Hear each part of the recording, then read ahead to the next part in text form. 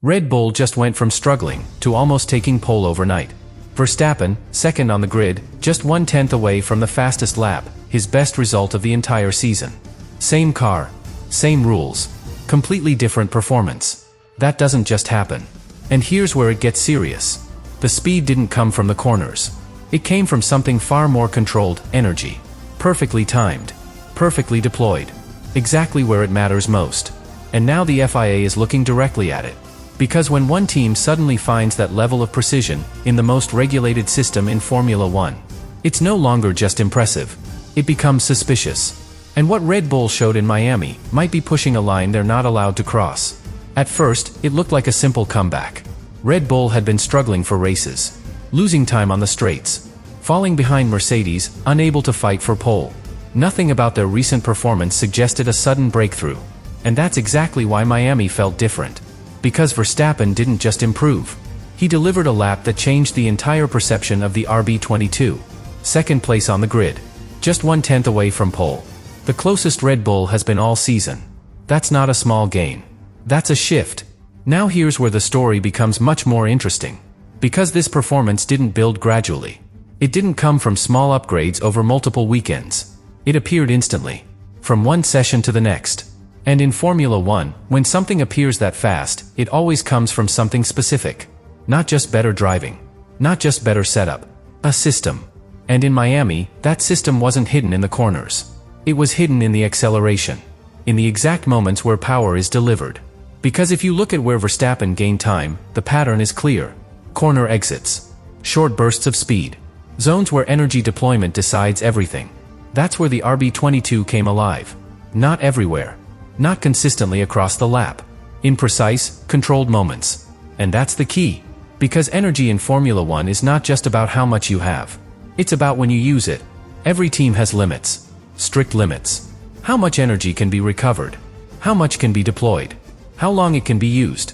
All of it is regulated. All of it is monitored. Now imagine two cars with the exact same limits. One spreads that energy evenly across the lap. The other saves it and releases it in perfect bursts exactly where it gains the most time. Both are legal. But one is far more effective. And far more difficult to execute. Because it requires absolute precision. Perfect timing. A system that reacts instantly. And that's exactly what Red Bull showed. Not just speed. Control. Every acceleration looked clean. Immediate. No delay. No hesitation. Almost like the energy was always exactly where it needed to be. And that's what made other teams react. Because when something looks that precise, it doesn't feel random. It feels engineered. Now add one more layer. This behavior didn't appear in previous races. That's critical.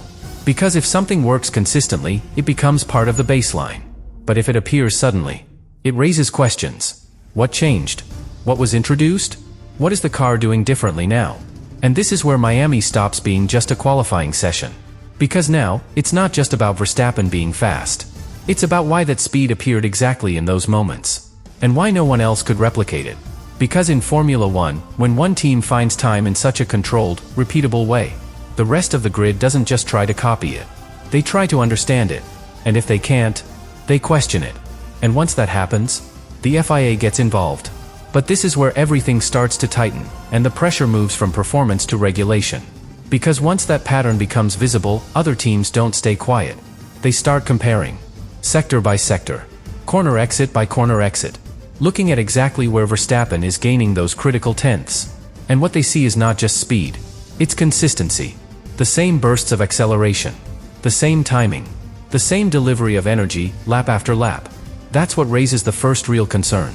Because in Formula One, randomness is normal. Perfect repetition is not. Now imagine what rival engineers are doing in that moment. They're not guessing. They're analyzing telemetry. Looking at energy deployment curves. Comparing how much power is being released, and more importantly, when. Because the regulations don't just limit total energy. They define how that energy can be deployed over time. The shape of the curve matters. The duration matters. The transitions matter. And this is where things become very precise. Because if one team manages to concentrate more usable power into shorter, more effective bursts, without technically exceeding the total limit, they gain an advantage that is extremely difficult to detect at first glance, but very obvious once you look closely. Now add one more layer. The FIA already made a subtle regulation adjustment for Miami. Changes to energy recovery and deployment behavior across a lap. Small on paper, but significant in how teams manage power. Those changes were meant to equalize performance, to reduce extremes, to make energy usage more predictable. But what we saw from Red Bull looked sharper, more defined, almost like they adapted to that change better than anyone else, or found a way to exploit it more efficiently. And that's exactly what the FIA is now trying to understand. Because there's a difference between optimizing within the rules and finding a behavior the rules didn't fully anticipate. Now here's the critical part. Energy systems are not like aerodynamics. You can't hide them visually. You can't disguise their behavior. Everything is recorded. Every joule, every deployment phase, every millisecond of power delivery. So when something looks different, it shows up in the data. And that's why this situation escalates quickly. Because if the FIA sees a pattern that doesn't fully align with expected models, they don't need speculation. They have proof. Or at least, enough to question. Now think about what that means for Red Bull. They haven't been accused. They haven't been penalized. But they've done something just as risky. They've created a performance signature. A fingerprint. Something unique enough that everyone can recognize it. And once your performance has a fingerprint, it can be tracked, analyzed, challenged. And that's exactly what's happening now. Because rival teams are no longer just watching Verstappen's lap times. They're watching how those lap times are built, where the energy is released, how quickly it's delivered, how repeatable it is. And all of those details point to one thing. This is not just good driving. This is a system working at a very high level of precision. Now everything leads to the next step. The FIA review. Not public, not dramatic, but decisive. They will compare Red Bull's data against regulatory limits, against expected behavior, against what is considered acceptable. And here's where the tension reaches its peak. If everything matches, Red Bull keeps the advantage. And suddenly, they're not just competitive. They're dangerous again. But if something doesn't align, even slightly, then everything changes. Because the FIA doesn't need to ban anything outright. They just need to adjust the interpretation, tighten the deployment limits, refine how energy curves are measured. And instantly, that perfect precision disappears. So Miami isn't just about a fast lap. It's about a pattern that can't be ignored. A level of control that forces the sport to look deeper. Because in Formula One, the most powerful advantages are never the ones you see. They're the ones hidden in the data.